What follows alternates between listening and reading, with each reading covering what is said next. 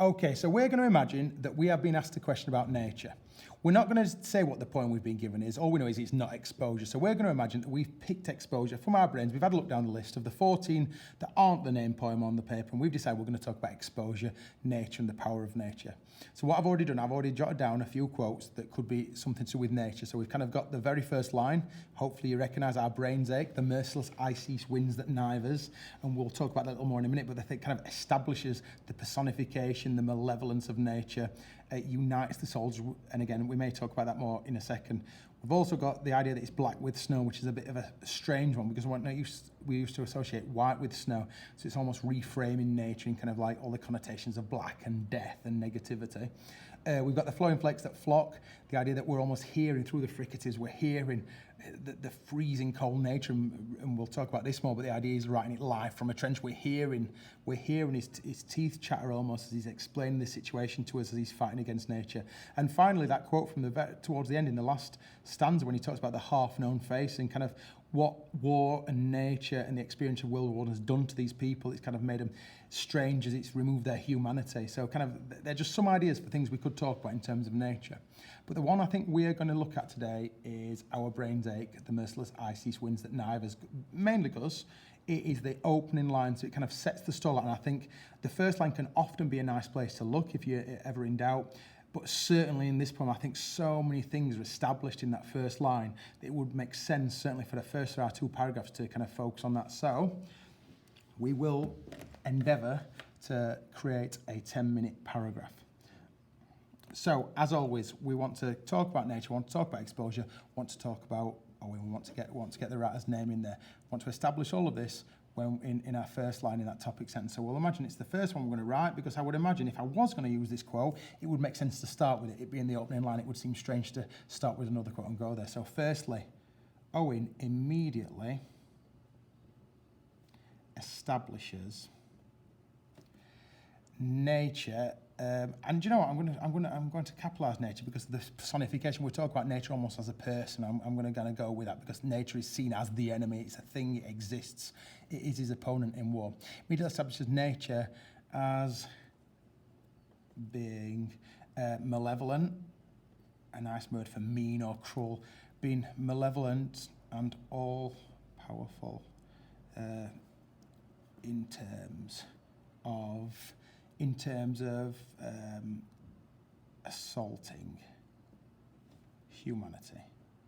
So I've kind of established there, hopefully, I'm going to be talking about nature as powerful and about the fact that it's malevolent. It seems to be a very evil force in this. As you've seen on the videos before, the next thing we need to do is make sure we prove this. We need to get that quote in there.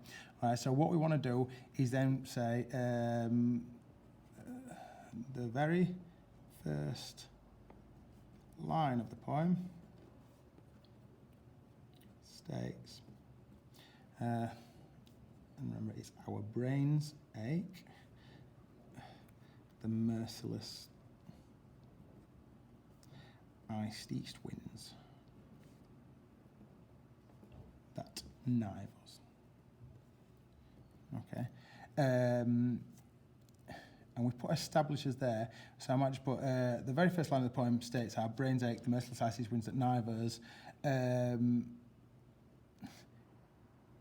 It sets out the united nature of humanity. Like a witch.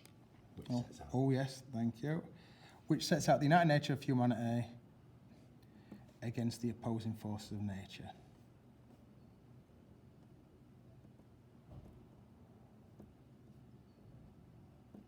Okay, so now it's where we want to go. To remember, we're going to remind ourselves that we want to do some CALSC, make sure we're covering all our base and getting all those marks we need to get.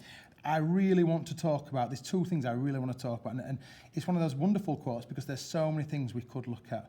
Okay, we could talk about the adjective or the verb knives or the pronoun our, but I really want to go to, it's our I want to look at, and it's merciless. I think this kind of talks about the united nature of humanity, and this talks about how cruel nature is. I think I'm going to go with merciless first.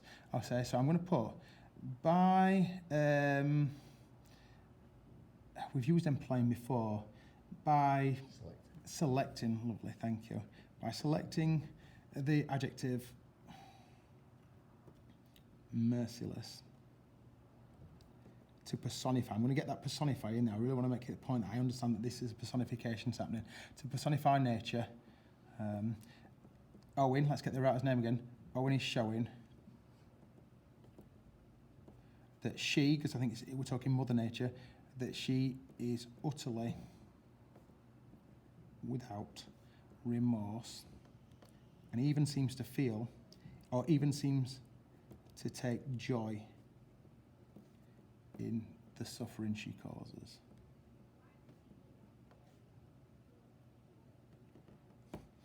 Okay, I think at this point, and again, one thing that's worth saying is context often can be the last thing we bolt on, but actually at this point, I want to drop in here now about where the context is, and obviously it's Wilfred Owen, it's World War I, he's in the trench.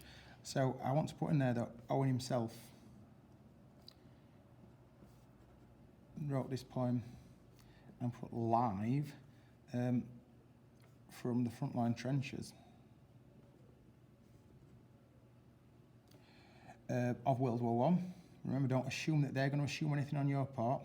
Of World War I, so was experiencing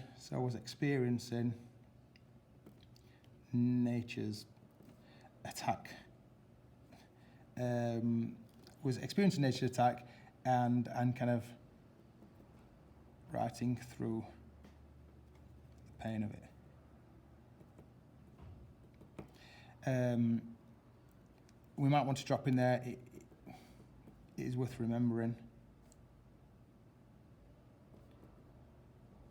that Owen died a week before the end of the conflict. So his perspective. So his bleak and negative perspective is proven sadly correct. Okay, I'm going to talk about it a little bit more, the fact it happens at the very beginning. Okay, so I just want to drop in there that by opening the poem with this reference, Owen not only establishes, and I know we've used establishes before, but it's a nice phrase to talk about something that a writer really wants to make sure happens at the very beginning. Not only establishes nature as the enemy, but he also kind of points out that, actually not points out, I'm going to put introduces the fact that both the German and British soldiers were united in their battle against the elements. And actually at this point, if you remember, we talked about the pronoun our, okay, so I'm just going to drop in there, by employing, I'm going to use it this time, by employing the pronoun our, he doesn't identify, and that's kind of key, he doesn't identify himself as a British soldier or a German soldier. It's this idea that he's a soldier, and whether you're in the trench on one side or you're trench on the other, they're kind of all experiencing this battle against the elements. He doesn't identify as a soldier from either side.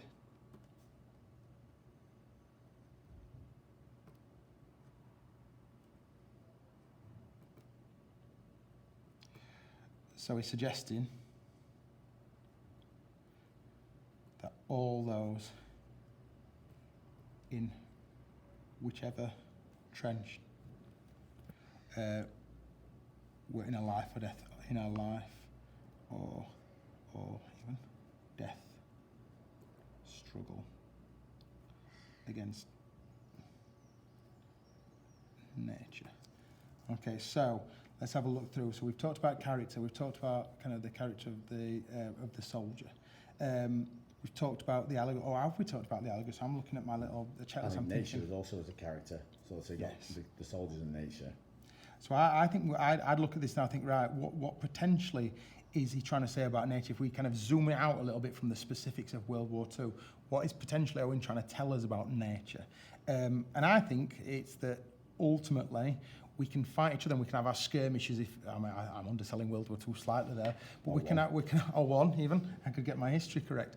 But actually, the battle against nature is it's an unwinnable war against a far superior kind of force. So I'm going to drop in there. Owen might have been suggesting that although there are many conflicts between opposing human forces, ultimately the battle against nature is one we all face, and one which inevitably we will lose, as we are facing an opponent far superior to ourselves. In an unwinnable war. Get that phrase in, that's the best phrase of the day. That. In an unwinnable war. The war may not have been winnable, but the timing of 10 minutes and a bit of spare, it certainly is.